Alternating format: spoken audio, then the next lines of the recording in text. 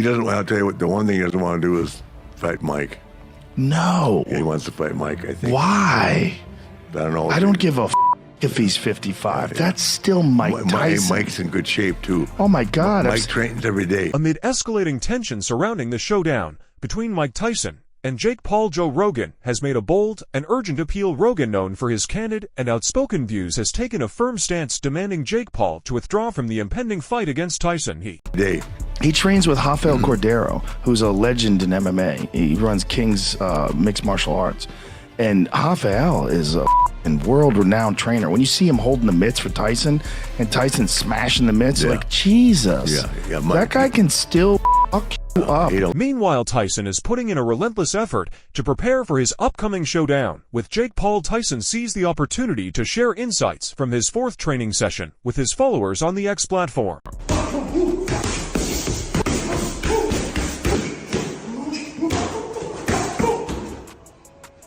Day 4, it was okay, but you don't know what you got in store, baby. You got to face the God of War. And get ready, baby. Fire in the house. As Mike Tyson steps onto the platform, his very existence demands attention and respect. The XA heavyweight champion exudes an aura of strength and intimidation, with his intense stare delivering a message of steadfast focus and resolve.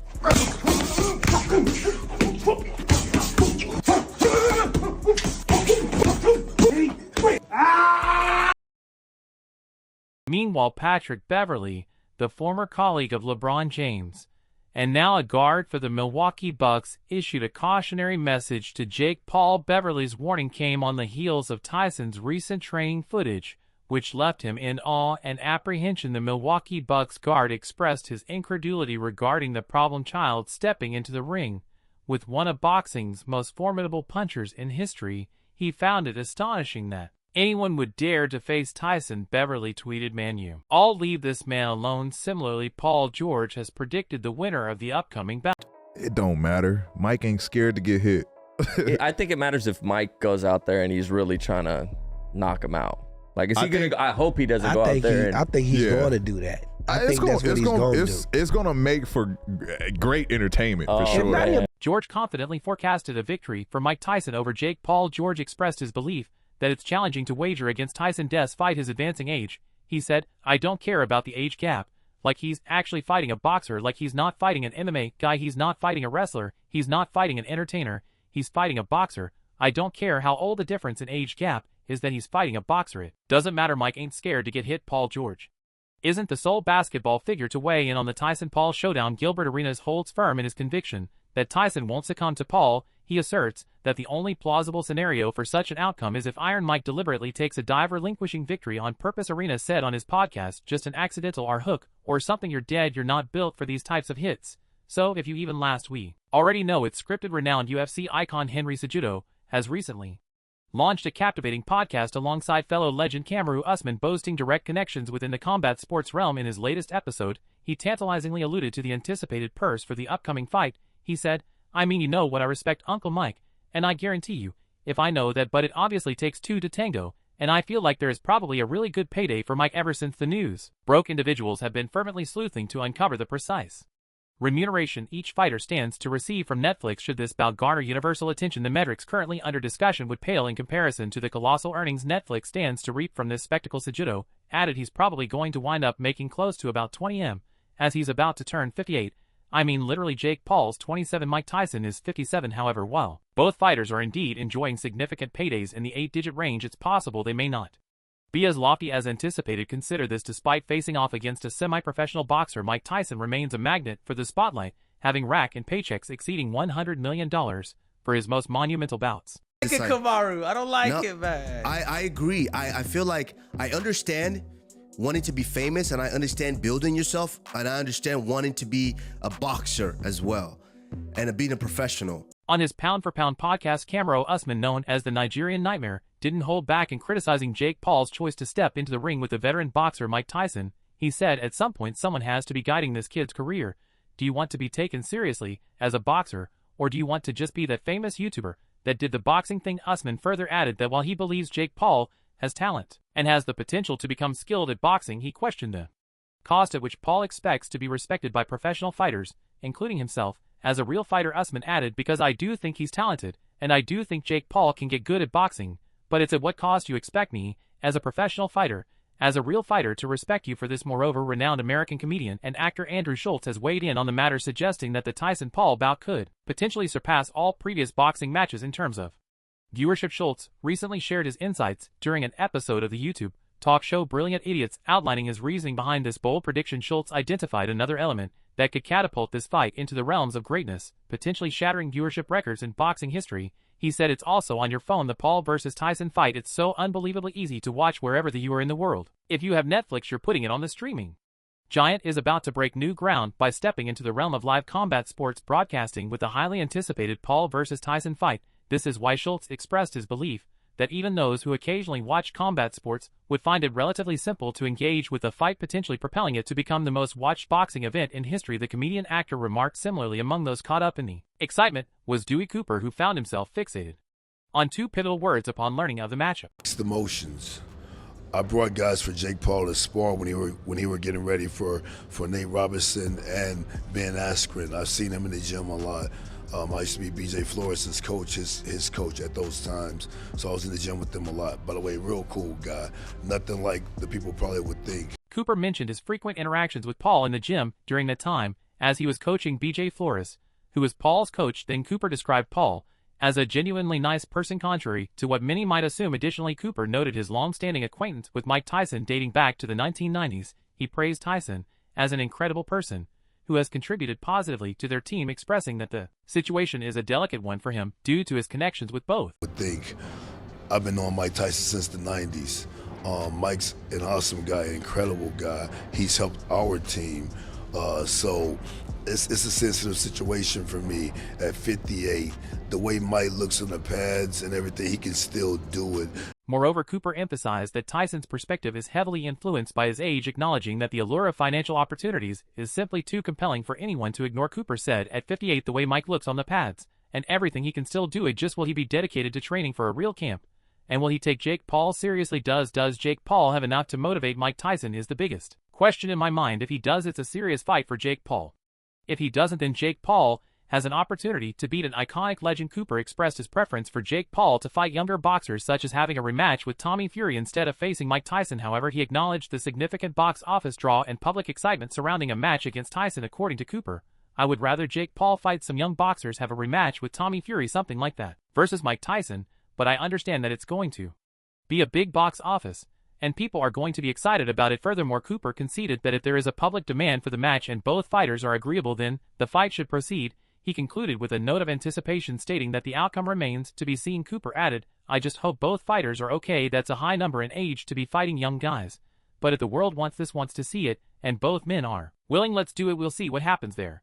Similarly, UFC legend Daniel Cormier has given his insanely honest take on the Jake Paul versus Mike Tyson fight. Speaking to ex-UFC welterweight contender Ben Askren, he said, "It might ruin you if he just beats on Mike Tyson. He's in a no-win situation." Cormier vehemently criticized the upcoming bout, suggesting that Paul hasn't properly considered its ramifications. Somebody was like, "Would you wrestle Kyle Snyder for charity?" I'm like, no. He's going to beat the brakes off of me. He won't play with me. He won't give me anything to make me feel good about this. He's gonna beat the shit out of me. COR argues that it presents a no-win situation for Paul. He said, "I don't know that he thought this one through as much as he probably should have been, because if you just go out there and you just beat the out of Mike Tyson, everybody's going to be really mad at you. I mean really mad." Askren, who suffered a first-round defeat to Paul, replied, "Yes, I don't disagree, especially if it's kind of like, I don't want to say something disrespectful because it's fighting." Daniel Cormier added that perhaps there shouldn't be too much respect involved in the fight. He suggested that if Tyson were to become fatigued and perform poorly, being easily picked apart, viewers might criticize the pay-per-view event, questioning its value and expressing disappointment in the quality of the match. Daniel Cormier added, "So there probably shouldn't be that much respect, but if you say Tyson gasses and he starts looking really bad and he's just kind of like picking him apart, like that's going to be something that people say this pay-per-view."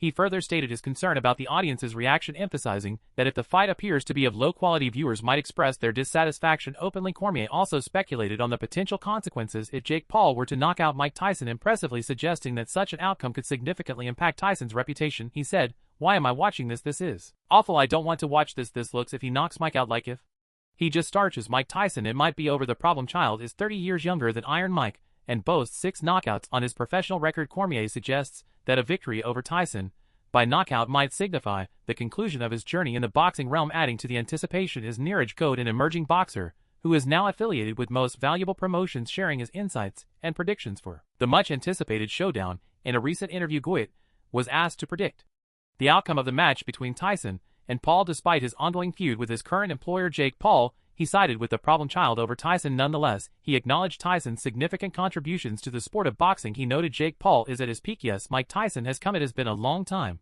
since he left boxing. No one can beat Mike Tyson's skills. He's my hero. One of the prominent criticisms directed at the Arlington-based bout is its apparent lack of parity. The significant age gap between the contenders has stirred considerable apprehension among boxing pundits and enthusiasts alike. Adding to this concern is the fact that Iron Mike will be returning to the ring after a 4-year hiatus following his last encounter with Roy Jones. Jor Goit added, "Your fake Paul, Jake Paul, he's also training, isn't he?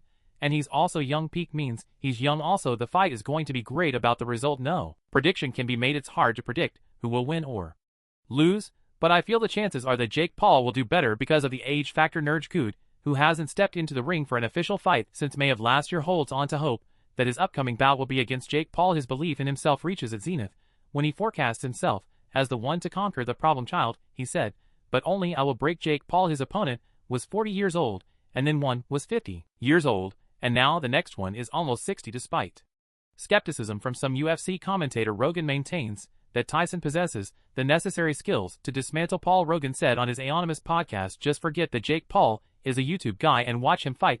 The kid can fight 100%. That Tommy Fury fight really showed that it goes to a split decision against a legit undefeated boxer." Rogan continued expressing his disregard for Tyson's age, emphasizing that despite being 55, Tyson remains a formidable figure. He highlighted Tyson's training with Rafael Cordo to underline Tyson's continued strength and capability. He was particularly impressed by the sight of Tyson hitting the mitts with force during training sessions. Rogan continued, "I don't give a if he's 55, that's still Mike Tyson. He trains with Rafael Cordo, who's a legend in MMA. He runs King's Mixed Martial Arts. Rafael is a world-renowned trainer.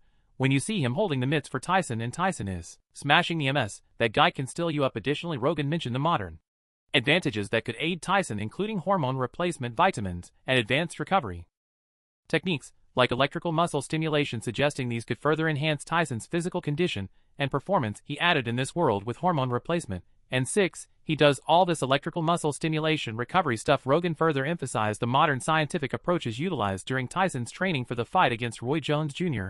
He maintained his stance that regardless of Tyson's age, he remains a formidable opponent capable of causing harm. Rogan further added, "When they were training Mike for that Roy Jones fight, they were using state-of-the-art science. I don't give a __. If he's 55 years old, that guy will hurt you. If Jake Paul's on the other side of the ring and he sees Mike Tyson bobbing and weaving, he's going to have a recognition." Rogan predicted that Jake Paul would have a moment of realization when faced with Tyson's classic fighting style in the ring. He also remarked on the persistent power and surprisingly retained speed of Tyson at his age, which he finds terrifying. He added, "He's going to look over and go, oh my god, that's really Mike Tyson at 55. The power is the last thing to go, but the thing is the speed is still there. It's terrifying." Rogan speculated about the nature of the fight between Tyson and Roy Jones Jr., suggesting that there might have been an understanding to avoid face punches as Tyson primarily targeted the body aside from using jabs. According to Rogan, "And I don't know what he did with Roy Jones Jr., but in my mind, they made some sort of agreement where Mike wasn't going to punch him in the face, because most of the hits he hit him with, unless it was a jab, was to the body." Yet amidst the anticipation, one can't help but wonder, will this showdown between two contrasting boxing personas indeed come to fruition? As the impending clash draws near, a flurry of criticisms has already begun to swirl among the skeptics. A substantial faction doubts whether this bout will ever materialize. Adding weight to this skepticism is none other than Sean Porter, who harbors doubts about the likelihood of Paul facing off against Mike Tyson on July 20th. When his opponent was walking out to the ring, I looked in dude's face and I was like, yo, he got that face like he know what he's supposed to do tonight. He's supposed to find somewhere on this mat to lay down, and when that perfect punch is thrown, he gonna lay down. And that's what you meant? That's exactly what I meant. Porter aired his doubts unequivocally on his podcast. Porter stated, "I'm not excited, and that's why I don't think the fight is happening. I think for something like this to happen, it takes more than 4 to 5 days to make something like this happen." Porter delved into his lack of enthusiasm for the highly anticipated showdown between Tyson and Paul. He stands out among enthusiasts for his skepticism regarding the authenticity of the bout, suggesting it might be a mere spectacle for the fans. Right. And I'm not saying from a standpoint of him taking money to take a dive. I just saying this dude look like he know where his job is. He's supposed to find somewhere to lay down on this canvas. And when that punch is thrown, he's supposed to lay down. Porter's doubts stem from the remarkably swift announcement of the match coming just 5 days after Jake Paul's previous fight, leaving little room for proper negotiation and planning. He remarked, "And what I'm saying is I don't think that through the course of him having a fight in Puerto Rico never mentioned, yeah, we're going to get this bum out of the way. And I got something real exciting for y'all." After that, Porter believes that Jake Paul would have said something about this event in his last fight, or even around that time. He added, "Never say anything like that. And then after the fight as dry as it ended, as dry as it was. You got to do something to get us excited and get us pumped up." Porter harbors doubts regarding the secrecy surrounding any pre-existing discussions about the fight, questioning why Jake Paul hasn't made them public if they truly existed. He added, "You didn't know that this fight was on the horizon. I don't think this fight will get made in 4 or 5 days on Jake Paul's end. There's a relentless push to hype up the fight daily. If it falls through, it would be a colossal letdown for boxing enthusiasts." Paul has even addressed the swirling rumors regarding the fight's rules without hesitation. Paul denounced the misinformation, branding those who bought into it as idiots. While the official rules remain undisclosed, Paul's fiery response suggests a more traditional fight. He said, "I feel for any dumbass who believes that, and I would never let my fans down in a fight like this. And we're headgear, come on now, people." His manager echoed a similar sentiment, shutting down the rumors through his Instagram. UFC star Chuck Liddell is the latest to weigh in on the bout. Liddell told TMZ that he thought Tyson was still capable of taking out Paul with a single blow. Liddell said, "As soon as hits him, it's over." Liddell stated he thinks the former heavyweight champion still has what it takes to win. He said the last thing to go is power, last thing to go is power. If he hits him, it's over. When asked if he had any advice for Paul, Liddell offered a simple response: "Keep covered up, man." Here is what else he said. I think Tyson has a chance. Jake, they're saying, is the favorite. Yeah, if Tyson's taking a dive, it's the favorite. But if Tyson hits him, it's over. So, hey, by the way, last thing to go is power. Interesting. Last thing to go is power. He hits him, it's over. On the other hand, the WBO welterweight champion of the world, Tim Tszyu, expressed his thoughts on the impending bout between Paul and Tyson. Tszyu said, "First of all, this fight will bring a lot of attention to the sport. I love Mike Tyson, grew up on his fights. I hope he doesn't get hurt." Tszyu acknowledged that the fight would draw significant attention to boxing, a sport he loves, and for which he has a deep respect, largely due to growing up watching Tyson's matches. He expressed his admiration for Tyson and his hope that the legendary boxer remains unharmed. Tszyu further added, "Jake Paul is doing good things too, but it's weird to fight Tyson. I wouldn't do that. I'm a connoisseur at heart. The world is changing. Whether the fight will live up to the colossal expectations or fall short remains to be seen. However, the sheer volume of conversation and the wide range of perspectives underscore the fight's significance in the cultural zeitgeist." So that's all from today's video. If you enjoyed it, remember to leave a like, subscribe, and ring the bell icon so you never miss our upcoming videos.